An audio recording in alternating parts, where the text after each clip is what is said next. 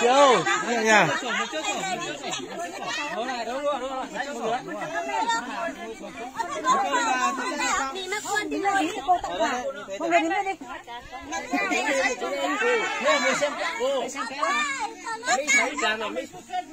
Cố gắng dậy đi. Nhỏ Long ơi, chúng ta đấy. Bốn người thì không đủ ấy đâu. Đây. Mấy cái này thì với hai bó đấy nhá.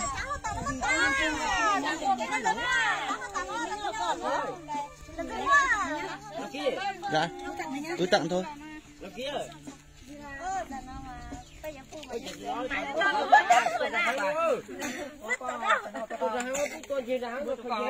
Lúc nào giờ mày chụp cùng đâu? Đây, đại diện tặng cái này chú Châu đây. Không phải của anh người đây ta đây. Của anh người ta đây. Chú Châu. Chú đại diện đi. Chú đại diện đi. Chú đại diện đi. Đấy.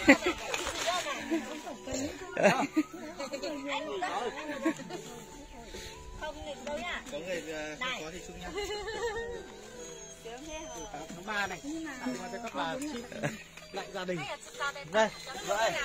Sao vợ tổ chức mùng 8 tháng 3 cho là tiền lý tưởng kinh tế. Nó căng con chùa. Đây hai ông bố đi lấy mấy cái này.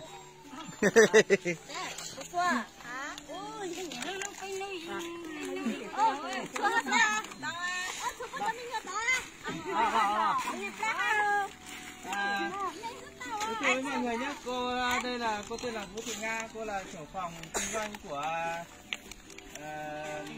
công ty bảo hiểm nhân thọ Daxila Việt Nam. Thì văn phòng tài chính Nghĩa Lộ hôm nay thì cô có phần quà để chúc mừng cho các chị em vào ngày 6 tháng 3. Chúc mừng nói chung là như thế nào, chung là gì tí cô nói. Xin mời cô. Dành cho anh Khoa và chồng tay phải lớn đã nào. Như anh Khoa vừa nói thì xin là tôi đi. Trưởng phòng kinh doanh công ty bảo hiểm nhân thọ Daxila Việt Nam. Sai được không? Anh giỏi hơn. Là tư vấn tài chính ở đó. Và anh Khoa là một tư vấn tài chính ở công ty bảo hiểm nhân thọ Daxila. Hôm nay đang gặp tại văn phòng Nghĩa Lộ. Thì anh Tu thì là một tư vấn tài chính rất là xuất sắc và cũng có những đóng góp nhất định cho văn phòng bảo hiểm Daxila Nghĩa Lộ. Khoa cũng vậy. Tôi xin với ban giám đốc là hôm nay là có tổ chức với anh Khoa, có tổ chức 18 tháng 3 cho tất cả chị em phụ nữ. Thì tôi xin ban giám đốc là sẽ có một phần quà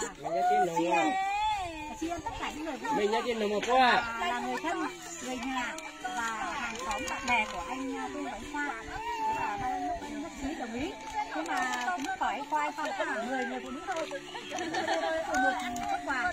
Nếu mà ai không có thì vui lòng xin thì xong. Thì là cũng xin thông báo với tất cả mọi người là anh Khoa là ngày mai sẽ được tham dự một cái chương trình, đó là chương trình gặp mặt đầu xuân của tổng thống Yên Bái và cái chương trình tại khách sạn Tùng Dương.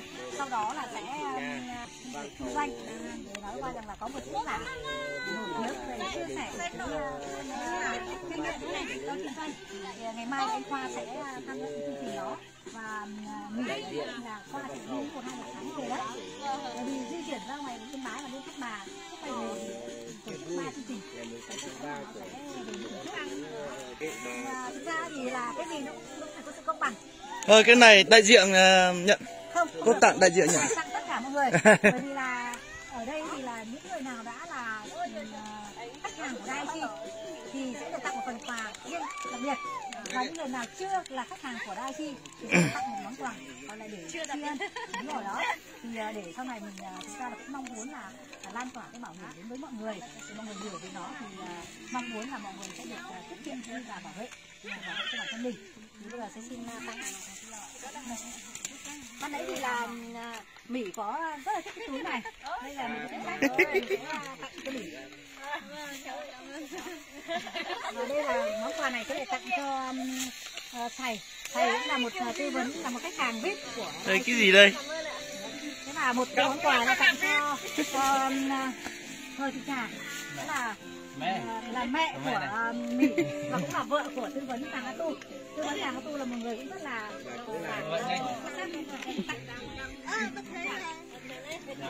Và đây là món quà này thì tặng.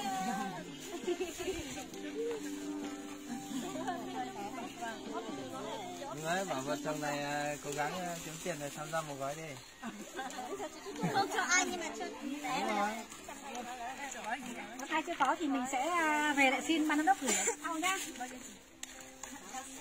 Có bác tao đủ 18 số mất cũng Sao?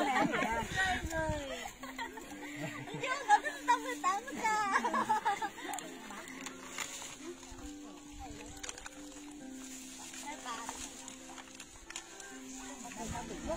Buổi trưa xin vào cho bà một.